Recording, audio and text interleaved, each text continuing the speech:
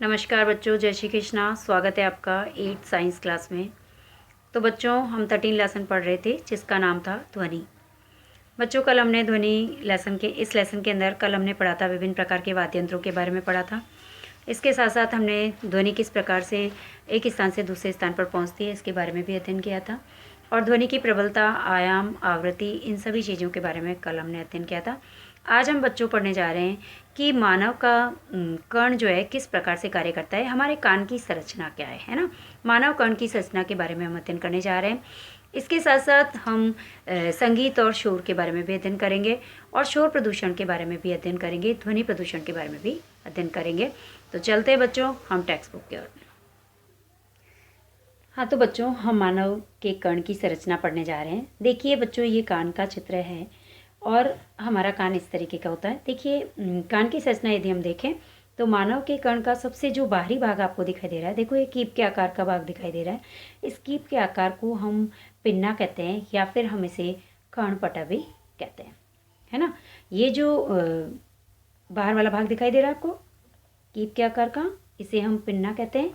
अब देखिए यहाँ से ध्वनि जो होती है, कीप के आकार के भाग से ध्वनि जो होती है एक लंबी नली के द्वारा गुजर रही, देखो यहाँ से ध्वनि जाती है और ये जो लंबी नलिका दिखाई दे रही है इसे हम श्रवण गुहिका कहते हैं। क्या कहते हैं? श्रवण गुहिका कहते हैं। तो ये जो भाग होता है हमारा, ये क्या होता है? बाह्य कर्ण का भाग है, इसे हम क्या कहेंगे? बाह्य कर्ण कहेंगे। तो सबसे अब देखिए जो श्रवण गुहिका है, श्रवण गुहिका का जो अंतिम भाग है, यहाँ पर ये पतली झिल्ली दिखाई दे रही है। इस पतली झिल्ली को हम क्या कहते हैं? कर्णपटह कहते हैं। देखो बाहरी जो भाग है ये तो कहलाता है पिन्ना, ये क्या कहलाता है? पिन्ना कहलाता है कीप के आकार का। और जो ये लंबी नलिका दिखाई दे रही है इसको श्रवण गुहिका, और इसका जो अंतिम भाग है श्रवण गुहिका का, यहाँ पर पतली झिल्ली पाई जाती है जिसे हम कहते हैं कर्णपटह। क्या कहते हैं? कर्णपटह, ठीक है। या फिर हम इसे कर्णपटल भी कहते हैं। और अब देखो ध्वनि कीप के आकार से होकर के श्रवण गुहिका से होकर कर्णपटल से जाकर टकराती है। जब ये कर्णपटल से जाकर टकराती है तो यहाँ पर इसके कंपन जो होते हैं इनकी आवृत्ति बढ़ जाती है। जब कंपन की आवृत्ति यहाँ बढ़ जाती है तो ये कंपन जो होते हैं यहाँ से मध्य कर्ण में प्रवेश करते हैं। तो यहाँ से मध्य कर्ण के अंदर देखो यहाँ पर 3 अस्थियाँ आपको दिखाई दे रही है, इसे कहते हैं मुग्धरक, ये होती है निहाई और ये होती है वल्यक। 3 अस्थियाँ दिखाई दे रही है। अब ये जो हड्डियाँ होती है, इन हड्डियों से, इन अस्थियों से जाकर के ये कंपन जो होते हैं टकराते हैं, ठीक है। जब ये कंपन इनसे टकराते हैं तो उनकी आवृत्ति और कई गुना बढ़ जाती है। अब यहाँ से ये मध्य कर्ण का भाग हो गया। मध्य कर्ण के अंदर 3 अस्थियाँ पाई जाती है, मुग्धरक, निहाई और वल्यक। समझ में आया? अब चलते हैं आगे।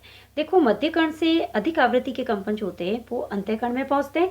अंतःकर्ण जो होता है इसके अंदर देखो ये आपको गोल संरचना दिखाई दे रही है, दिख रही है, इसको हम कहते हैं कर्णावत। क्या कहते हैं? कर्णावत। ये जो कर्णावत होता है,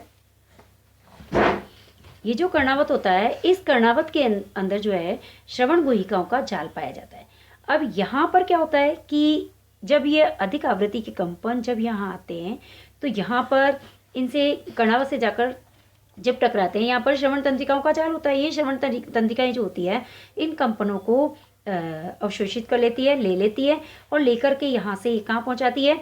मस्तिष्क तक पहुँचाती है और फिर मस्तिष्क तक पहुँचाती है, जिसके कारण हम किसी भी ध्वनि को सुन पाते हैं। समझ में आया?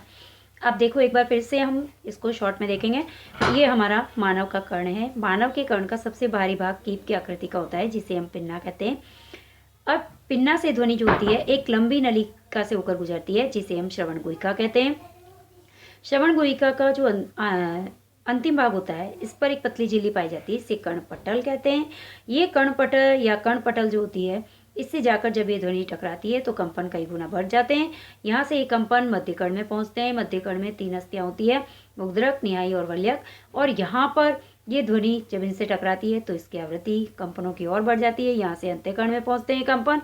अंतःकर्ण के अंदर श्रवण तंत्रिकाओं का जाल पाया जाता है जो कि इन कंपनों को मस्तिष्क तक पहुँचाता है, जिनके कारण हम ध्वनि को सुन पाते हैं। तो इस तरीके से हमारा कान कार्य करता है। चलते हैं बच्चों आगे। अब देखिए बच्चों, हम शोर और संगीत के बारे में पढ़ रहे हैं। शोर किसे कहते हैं, संगीत किसे कहते हैं? देखो बच्चों, ऐसी ध्वनियाँ जो हमें सुनने में सुखद लगती है, अच्छी लगती है, जिनको सुनकर हमें आनंद, हमारे मन में आनंद उत्पन्न होता है, इस प्रकार की ध्वनियों को हम क्या कहते हैं? संगीत कहते हैं, है ना। मतलब ऐसी ध्वनियाँ जो हमें सुनने में अच्छी लगे, प्रिय लगे और सुखद लगे, हमें एक आनंद की अनुभूति होती है जिस ध्वनि को सुन करके, उसे हम क्या कहते हैं, संगीत कहते हैं।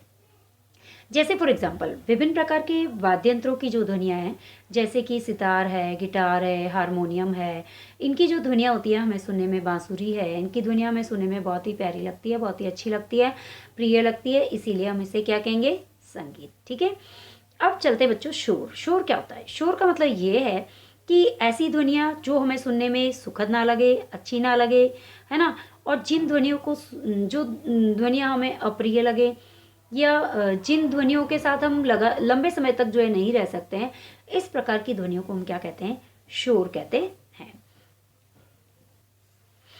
ये देखिए, जैसे कि फॉर एग्जांपल बस है, ट्रक है ना, विभिन्न प्रकार के वाहन है, ट्रेन है, फैक्ट्रीज के अंदर जो मशीनरीज चलती है ना, इन सभी की इन सभी से उत्पन्न होने वाली जो ध्वनियाँ होती है वो हमें अप्रिय लगती है, अच्छी नहीं लगती है, और इस प्रकार की ध्वनियों को हम शोर कहते हैं। तो बच्चों प्रश्न पूछा जाता है कि शोर और संगीत में क्या अंतर है, एग्जाम्पल दीजिए, शोर किसे कहते हैं, संगीत किसे कहते हैं, तो हम दे सकते हैं। अब चलते हैं बच्चों, हम ध्वनि प्रदूषण क्या होता है। ध्वनि प्रदूषण का मतलब क्या है? ध्वनि प्रदूषण का मतलब ये है कि जब वातावरण के अंदर अत्यधिक और अवांछित ध्वनियाँ उत्पन्न हो जाती है, तो इसे हम क्या कहते हैं, ध्वनि प्रदूषण कहते हैं। जब हमारे एटमॉस्फेयर में, हमारे आसपास अत्यधिक और अवांछित ध्वनियाँ उत्पन्न हो जाती है, तो इसे हम क्या कहते हैं, ध्वनि प्रदूषण कहते हैं। और ध्वनि प्रदूषण के स्रोत क्या है? ध्वनि प्रदूषण के स्रोतों की यदि हम बात करें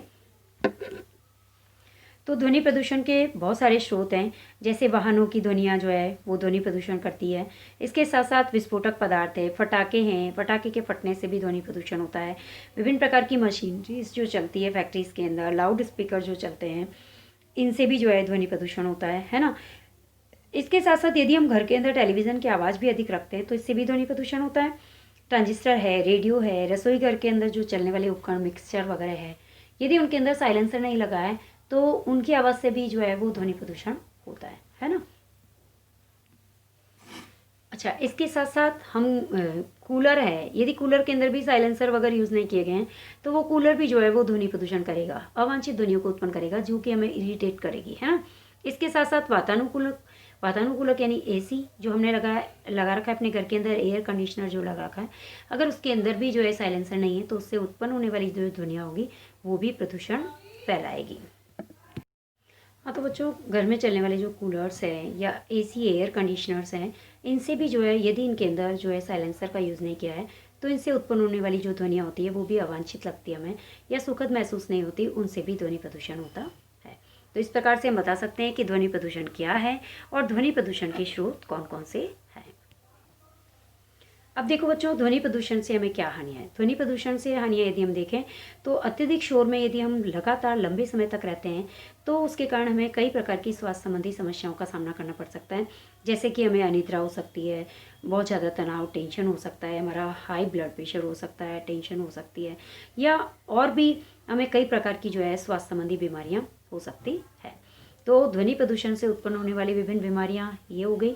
अब देखिए, लगातार प्रबल ध्वनि के प्रभाव में रहने से कई बार ऐसा होता है कि व्यक्ति की सुनने की क्षमता भी कमज़ोर हो जाती है, या फिर व्यक्ति जो होता है वो स्थायी रूप से जो है कम सुनना शुरू कर देता है, या फिर वो बहरा भी हो सकता है। अब देखिए बच्चों, तो हमने देखा ध्वनि प्रदूषण से हमें क्या क्या हानि हो सकती है, विभिन्न प्रकार की स्वास्थ्य संबंधी समस्याओं का सामना करना पड़ सकता है। तो अब हम देख रहे हैं बच्चों कि क्या ध्वनि प्रदूषण को हम रोक सकते हैं, क्या ध्वनि प्रदूषण पर नियंत्रण किया जा सकता है। बिल्कुल, ध्वनि प्रदूषण पर नियंत्रण करने के लिए हमें जितने भी ध्वनि उत्पन्न करने वाले यंत्र हैं उन सभी यंत्रों उपकरणों में साइलेंसर का यूज़ करना चाहिए। अब देखिए बच्चों, ध्वनि उत्पन्न करने वाले जो क्रियाकलाप हैं उनको आवासीय क्षेत्रों से दूर लगाएंगे। ध्वनि उत्पन्न करने वाले जितने भी उद्योग हैं उनको भी आवासीय क्षेत्रों से दूर स्थापित करेंगे। स्वचालित वाहनों के हॉर्न का उपयोग हम कम से कम करेंगे, आवश्यकता पड़ने पर ही हॉर्न बजाएंगे। इसके साथ साथ घर में चलने वाले टेलीविज़न है, म्यूज़िक सिस्टम है, इनकी ध्वनियों को हम जो है कम करेंगे, इनकी ध्वनि की प्रबलता को कम रखेंगे, है ना, इनका वॉल्यूम कम रखेंगे जिससे कि ध्वनि प्रदूषण कम हो। तो इस प्रकार से ध्वनि प्रदूषण के हानिकारक प्रभावों को कम करने के लिए हम जो है सड़कों और भवनों के आसपास जो है पेड़ भी लगा सकते हैं, जिसके कारण ध्वनियाँ जो है आवासीय क्षेत्रों तक ना पहुँचे। इस प्रकार से हम जो है ध्वनि प्रदूषण को कम करने के प्रयास कर सकते हैं, या ध्वनि उत्पन्न करने वाले जो भी यंत्र है उनमें साइलेंसर का उपयोग करके और ध्वनि प्रदूषण को कम कर सकते हैं, नियंत्रित कर सकते हैं। तो धन्यवाद बच्चों, आज हमारी क्लास यहीं पर कंप्लीट हो रही है। जय श्री कृष्णा। और नेक्स्ट लेसन हम नेक्स्ट क्लास के अंदर पढ़ेंगे। धन्यवाद।